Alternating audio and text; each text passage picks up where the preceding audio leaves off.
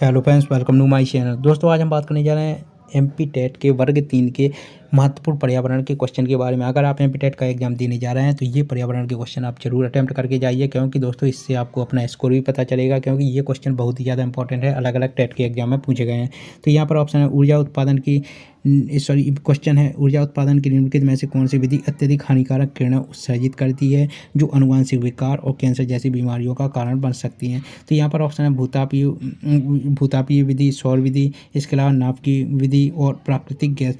तो इसका जो राइट आंसर है वह है आपका परमाणुवीय या नाभिकीय ऊर्जा उत्पादन की विधि।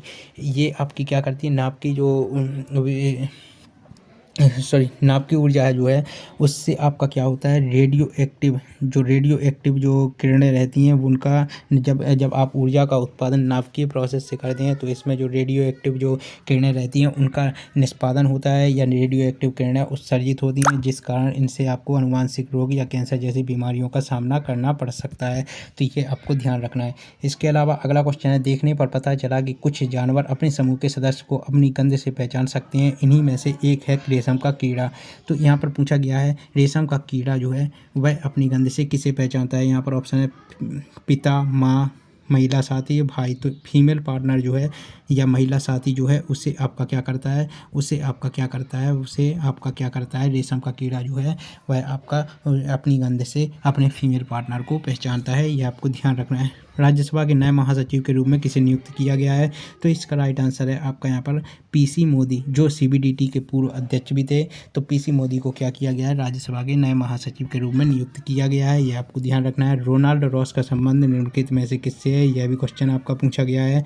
तो यहाँ पर आपको बताएं रोनाल्ड रॉस का जो संबंध है वह आपका किससे है, मलेरिया परजीवी की इन्होंने खोज की थी। तो यह आपको ध्यान रखना है। 1902 में रोनाल्ड रॉस को क्या मिला था, यह क्या थे, यह एक क्या थे दोस्तों, ये ब्रिटिश या आप कह सकते हैं ब्रिटिशर्स थे, और इन्होंने 1902 में नोबेल पुरस्कार भी जीता था। मलेरिया परजीवी की जो खोज है इन्हीं ने ही की थी, यह आपको ध्यान रखना है। इसके अलावा जो दूध का पाश्चुरीकरण है इसको किसने खोजा था, तो इसकी खोज की थी लुईस पाश्चर ने। चेचक का टीका किसने बनाया, तो वह है एडवर्ड जेनर। पोलियो वैक्सीन की खोज किसने की, जोनास सॉल्क। चेचक का टीका एडवर्ड जेनर ने बनाया, यह भी आपको ध्यान रखना है। इसके अलावा ये यहाँ पर आपकी कुछ जोड़ी दी गई हैं, इनमें से आपको सही जोड़ी बनाना है। तो एकांगुआ एक प्रकार की आपकी चोटी है जो आपकी दक्षिण अमेरिका की सबसे ऊंची चोटी है, तो ये आपको ध्यान रखना है। मेसेटा एक पठार है और ये आपका यूरोप में स्पेन में स्थित है। सेरेनगेटी मैदान ये आपका कहाँ पर है, ये आपका अफ्रीका में स्थित है। और गिब्सन डेजर्ट आपका वेस्टर्न ऑस्ट्रेलिया या पश्चिमी ऑस्ट्रेलिया में आपका क्या है, गिब्सन डेजर्ट स्थित है। तो ये आपको ध्यान रखना है। तो ऑप्शन नंबर इसका जो D4 है वह आपका राइट हो जाएगा। इसके अलावा अगला क्वेश्चन आपका जो है वह है आपका यहाँ पर रोग के निम्नलिखित लक्षणों पर विचार करना है और बताना है कौन से रोग के ये लक्षण हैं।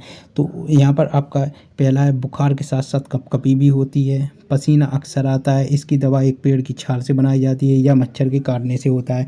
तो ध्यान रखना है आपको, यहाँ पर आपको ध्यान रखना है। यहाँ पर आपका इसका जो राइट आंसर है वह है आपका यहाँ पर ऑप्शन दिए गए हैं डेंगू, मलेरिया, इसके अलावा चिकनगुनिया, टाइफाइड। तो दोस्तों ये आपका कौन सा रोग के लक्षण है, मलेरिया के लक्षण है। मतलब मलेरिया में क्या होती है, बुखार भी आता है, साथ साथ में इसमें कपकपी भी होती है, यह मच्छर के काटने से भी होता है, और यहाँ पर पसीना इसमें अक्सर आता है, इसकी दवा एक पेड़ की छाल से बनाई जाती है। ये सारे ऑप्शन इसके लिए मलेरिया के लिए सही है। अब ध्यान रखना है मलेरिया जो है ये आपका किस मच्छर के काटने से होता है, यह भी क्वेश्चन पूछा जाता है। तो मादा एनाफिलीज नामक मच्छर के काटने से होता है मलेरिया। इसके अलावा जो मलेरिया है इसका आपको ध्यान रखना है कि इसकी दवा सिनकोना वृक्ष की छाल से बनाई जाती है, यह भी आपको ध्यान रखना है। इसके अलावा अगला क्वेश्चन निम्नलिखित में से कौन सा कथन असत्य है। ध्यान रखिए दोस्तों, मलेरिया जो है इसके बारे में ध्यान रखना है, यह आपका प्रोटोजोआ के कारण होता है, यह आपका क्वेश्चन पूछा जाता है। कौन से प्रोटोजोआ से, सो प्लाज्मोडियम नाम के प्रोटोजोआ से आपका मलेरिया नामक रोग होता है। यह भी क्वेश्चन आपको क्या करना है, यह आपको ध्यान रखना है। और यहाँ पर आपको बताएं, यह इसकी दवा मैंने बताई है कि सिनकोना वृक्ष की छाल से बनाई जाती है। कुछ इसकी टैबलेट्स हैं जैसे आपकी कुनैन हो गई, क्विनाइन हो गई, इसके अलावा आपकी क्लोरोक्विन हो गई, ये सारी आपकी क्या है, ये मलेरिया की टैबलेट्स हैं। इसके अलावा निम्नलिखित में से कौन सा कथन असत्य है, यहाँ पर ऑप्शन दिया गया है। तो यहाँ पर प्राकृतिक रेशे जानवरों और पौधों से प्राप्त होते हैं। पश्मीना और अंगोरा ऊन भेड़ से प्राप्त किया जाता है। रेशम एक प्रकार का प्रोटीन है। एक्रेलिक को कृत्रिम ऊन के रूप में भी जाना जाता है। तो ध्यान रखना है, जो पश्मीना और अंगोरा ऊन है यह भेड़ से प्राप्त नहीं किया जाता है, यह बकरी से प्राप्त किया जाता है। और अंगोरा ऊन जो है वह आपका अंगोरा खरगोश और जो अंगोरा बकरी हैं उनसे प्राप्त किया जाता है। और पश्मीना ऊन आपका पश्मीना बकरी से प्राप्त किया जाता है। इसके अलावा बाकी सारे ऑप्शन सही हैं। प्राकृतिक रेशे जानवरों और पौधों से प्राप्त होते हैं, यह सही है। इसके अलावा रेशम एक प्रकार का प्रोटीन है। एक्रेलिक को कृत्रिम ऊन के रूप में भी जाना जाता है। इसके अलावा अगला क्वेश्चन है, निम्नलिखित में से कौन सा एक नृत्य के साथ साथ एक उत्सव भी है। यहाँ पर ऑप्शन है बिहू, पोंगल, बैसाखी, चेरा। तो इसका राइट आंसर है आपका यहाँ पर बिहू।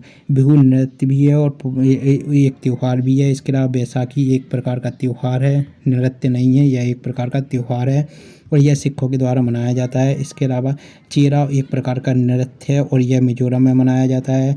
और चेराव जो है यह आपका क्वेश्चन पूछा भी जाता है, तो कोई इसका संबंध कहाँ से है, मिजोरम से है। बिहू का संबंध कहाँ से है, असम से है। पोंगल जो है वह आपका पोंगल जो है यह आपका एक त्यौहार है और यह आपका तमिलनाडु से संबंधित है, तमिलनाडु का है, यह आपको ध्यान रखना है। इसके अलावा आपका यहाँ पर कार्बोहाइड्रेट, वसा और प्रोटीन का पूछा गया। पाचन कहाँ पर होता है, यहाँ पर ऑप्शन है अमाशय, छोटी आंत, बड़ी आंत, मुंह।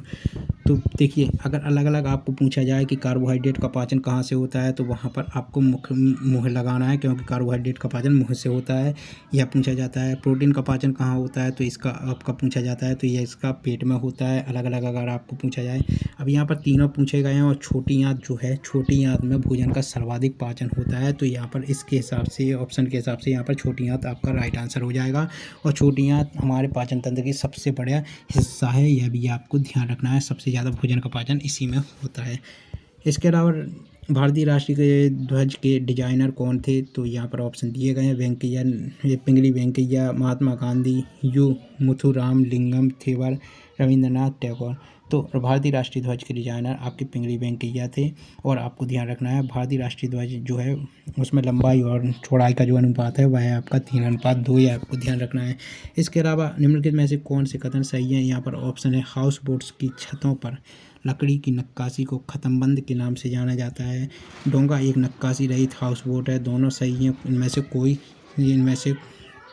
कोई सही नहीं है। तो दोस्तों इसके ऑप्शन नंबर दोनों सही हैं। मतलब हाउस बोट जो है इसको कटम बंद के नाम से जाना जाता है। हाउस बोट की जो छतों पर जो लकड़ी की नक्काशी होती है उनको कटमबंद के नाम से जाना जाता है। और डोंगा एक नक्काशी रहित हाउस बोट है, ये आपको ध्यान रखना है। इसके अलावा अगला क्वेश्चन है यहाँ पर अगला क्वेश्चन, निम्नलिखित में से कौन वन के विनाश का कारण है, तो यहाँ पर ऑप्शन है खनिजों का खनन, बांधों और सड़कों का निर्माण, शहरीकरण और औद्योगिकीकरण, ऊर्जा की गैर पारंपरिक स्रोत। तो दोस्तों ध्यान रखना है, इसमें इसका जो राइट आंसर है वह आपका ऑप्शन नंबर 1, 2, 3। मतलब खनिजों का खनन यह भी वनों के विनाश का कारण बनता है, बांधों और सड़कों का निर्माण यह भी वनों के विनाश का कारण बनता है, शहरीकरण और औद्योगिकीकरण यह भी वनों के विनाश का कारण बनता है। लेकिन जो आपका ऊर्जा के गैर पारंपरिक जो स्रोतों का जो उपयोग है वह आपका इसका कारण नहीं बनता है। जो ये गैर पारंपरिक स्रोत हैं ये आपके एनवायरनमेंट फ्रेंडली है, मतलब ये आपके एनवायरनमेंट के अनुकूल है। और आपको बता दें गैर पारंपरिक स्रोत के उदाहरण में आपको ध्यान रखना है सौर ऊर्जा। इसके अलावा आपको ध्यान रखना है यहाँ पर ज्वारीय ऊर्जा, ये सारे क्या हैं, गैर पारंपरिक स्रोत हैं। ये आपको ध्यान रखना है, ऊर्जा की गैर पारंपरिक स्रोत हैं ज्वारीय ऊर्जा। इसके अलावा एक और आपका क्वेश्चन है, भूकंप के प्रभाव के संदर्भ में आपका पूछा गया है, इनमें से गलत कौन सा है। तो यहाँ पर ऑप्शन है भूकंप से जीवन की हानि होती है, ये तो सही है। ऑप्शन नंबर बी, भूकंप के दौरान वायु प्रदूषण के कारण गैसें और धूल के कण विकसित होते हैं, तो ये आपका गलत है, क्योंकि ऐसा नहीं होता है। भूकंप के दौरान आपके वायु प्रदूषण ये सारे नहीं होता है। इसके अलावा भूकंप से घरों, इमारतों, पुलों, बांधों आदि को नुकसान पहुंचता है, ये भी आपका सही है। इसके अलावा भूकंप बाढ़, भूस्खलन और सुनामी का कारण बनता है, ये भी सही है। तो ऑप्शन नंबर जो बी है इसका जो है राइट आंसर होगा, मतलब ऑप्शन नंबर बी क्या है, गलत है, बाकी सारे ऑप्शन इसमें सही है। तो ऑप्शन नंबर 2 यहाँ पर केवल बी इसका सही होगा। इसके अलावा निम्नलिखित में से कौन C4 पौधे हैं? तो यहाँ पर ऑप्शन है मक्का, गन्ना, ज्वार, ये सभी। तो इसका राइट आंसर है C4 साइकिल में आपके जो है मक्का भी आता है, गन्ना भी आता है, तो ये सभी आपका राइट आंसर हो जाएगा। ज्वार भी आता है, सोयाबीन भी आता है। इसके अलावा एक साइकिल होती है C3 साइकिल, इसमें जो है वह गेहूँ आता है, गेहूँ और क्या आता है, चावल आता है। एक और साइकिल होती है वह होती है CAM बोला जाता है, उनको कैम बोला जाता है। इसमें आपके जो है वह आपके देखिए क्या होता है, अलग अलग पौधे जो वायुमंडलीय कार्बन है उसके स्थिरीकरण के लिए अलग अलग प्रकाश संश्लेषक जो प्रक्रियाएं हैं उनको करते हैं, जो अलग अलग फोटोसिंथेसिस जो प्रोसेस होती हैं उनको करते हैं। तो यहाँ पर 3 प्रकार के ये आपकी जो प्रोसेस हैं ये 3 प्रकार की होती हैं। एक होती है C3 साइकिल, एक होती है C4 साइकिल और एक होती है CAM पाथवे। तो CAM में आपका जिसे हम कैम भी बोलते हैं, इसमें आपके आ जाएंगे ब्रायोफिल्म, नागफनी आ जाएगा और रामबास आ जाएगा। तो ये आपको ध्यान रखना है। इसके अलावा पर्वतारोहियों को अपने तंबू में ठंड नहीं लगती है क्योंकि तंबू किससे बने होते हैं? यहाँ पर ऑप्शन है याक, सुरागाय के बाल, गर्म ऊन, मोटा कपड़ा, द्विस्तरित प्लास्टिक शीट। तो इसका राइट आंसर है जो डबल लेयर्ड जो प्लास्टिक शीट है, इसके जो डबल लेयर्ड प्लास्टिक शीट्स हैं इससे क्या होते हैं, ये तंबू जो हैं बने होते हैं। और पर्वतारोहियों को इसी कारण तंबू में क्या नहीं लगती है, ठंड नहीं लगती है। तो ये आपको ध्यान रखना है। इसके अलावा अगला क्वेश्चन है, यदि कोई व्यक्ति प्रतिदिन गाय के उपले का यानी जो गाय के उपले होते हैं या जो गोबर के उपले होते हैं उनका उपयोग भोजन पकाने के लिए ईंधन के रूप में करता है, तो उसे निम्नलिखित में से किससे पीड़ित होने की संभावना है? यहाँ पर ऑप्शन है एलर्जी, कैंसर, गंभीर खांसी, मलेरिया। तो इसका राइट आंसर है जो गाय के गोबर के उपले होते हैं इससे गंभीर खांसी का खतरा बन जाता है या गंभीर खांसी से पीड़ित होने की संभावना रहती है, इसलिए यहाँ पर जो इसका राइट आंसर है वह होगा गंभीर खांसी। तो ये आपको ध्यान रखना है। जो घरों में जो चूल्हे होते हैं वहाँ पर गाय के जो गोबर के जो उपले होते हैं उनका उपयोग भोजन पकाने के लिए ईंधन के रूप में किया जाता है और ये आपके गंभीर खांसी का के लिए जो है जिम्मेदार हो सकते हैं या गंभीर खांसी की संभावना बन सकती हैं। और बच्चों में इनके कारण सांस लेने में प्रॉब्लम और भी कई सारी बीमारियां होने का खतरा रहता है। इसके अलावा ढोकला, चटनी और लेमन राइस किस राज्य के लोगों की पसंदीदा व्यंजन है? यहाँ पर ऑप्शन है महाराष्ट्र, मध्य प्रदेश, कर्नाटक, गुजरात। तो इसका राइट आंसर है ढोकला, चटनी और लेमन राइस गुजरात के हैं।